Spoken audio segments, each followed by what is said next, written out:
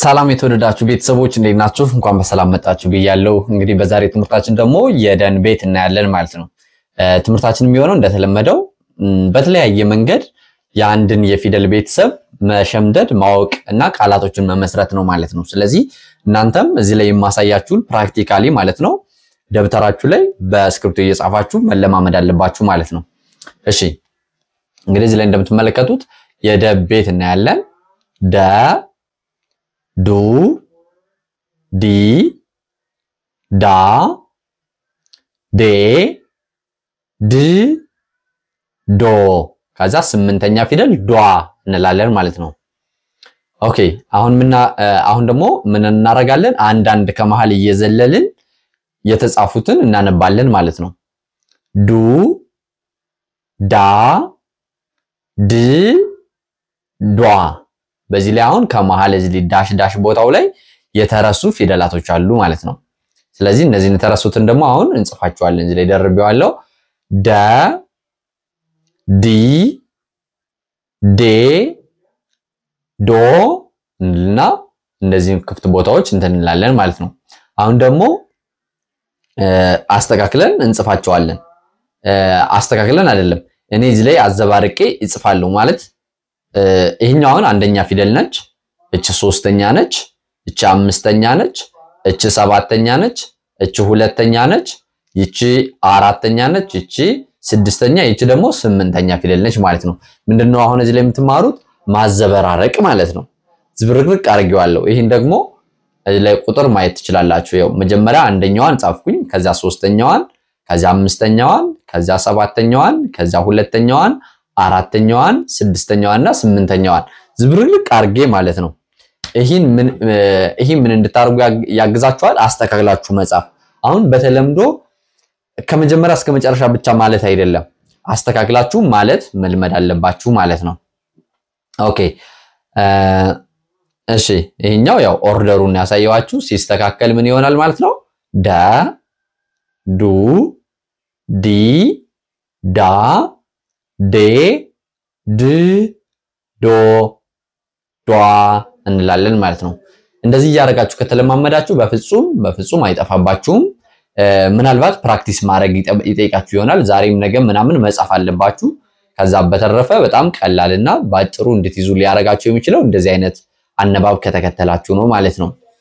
ኦኬ እንግዲህ የበለጠ ደግሞ እንትን እንድትሉ ማለት ነው የበለጠ እንድትረዱት ቃላቶችንም መስርቼላችኋለሁ። ስለዚህ ቃላት መመስረት በራሱ አንዱ በቀላሉ እንድናነብ የሚያግዘናል፣ ቃላቶችንም እንድናስታውስ ያደርገናል ማለት ነው እየጻፍን ስንከታተል።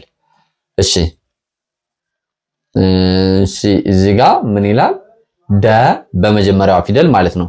ደመቀ ደመቀ ደውል ደውል ደውል ደረጀ ደረጀ ደረጀ ዱላ ዱላ ዱላ ዱር ዱር ዱር ዱባ ዱባ ዱባ ብላችሁ መጻፍና ማንበብ ትችላላችሁ ማለት ነው። ይህ በዱ ነው። በዲ ደግሞ መዲና መዲና ማለት ይቻላል። ዲዛይን ዲዛይን ዲዛይን ዲባባ ዲባባ ዲባባ ብላችሁ መጻፍ ትችላላችሁ ማለት ነው።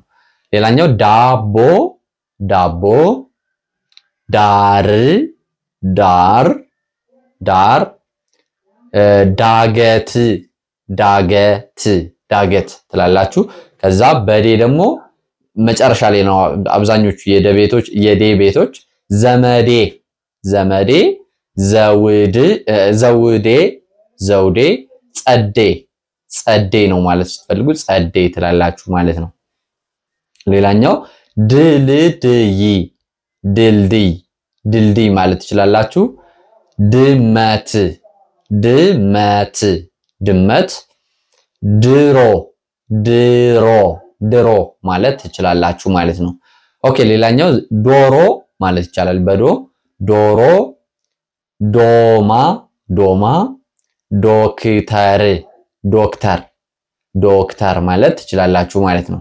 ሌላኛው ዘመዷ ዘመዷ ድዷ ድዷ ድዷ ማለት ትችላላችሁ። ውዷ ውዷ ማለት ትችላላችሁ ማለት ነው። እንግዲህ በዚህ መንገድ እየተለማመዳችሁ በጣም በአጭር ጊዜ ፊደላቶችን ማስታወስ ትችላላችሁ። መጨረሻ ላይ እንደዚህ ያረግን ስንጨርስ እስከ ፐ ከሄድኩ በኋላ ሁሉንም አንድ አርጌ በአንድ ቪዲዮ አርጌ ልቅላችኋለሁ።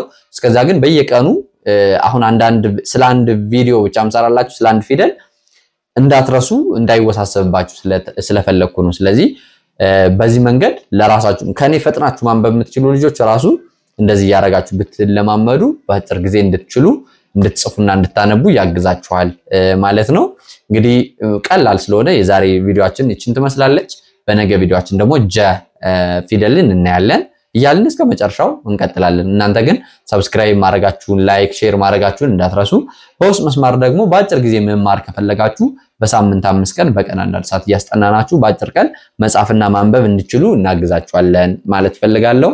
ከዚህ በተረፈ ሰላማችሁ በያላችሁበት ይብዛልኝ። ሰላም፣ ፍቅር፣ ጤና ለሀገራችን። ይህ የእናንተው ምርጥ ፋኖስ ኢትዮጵያ ነው።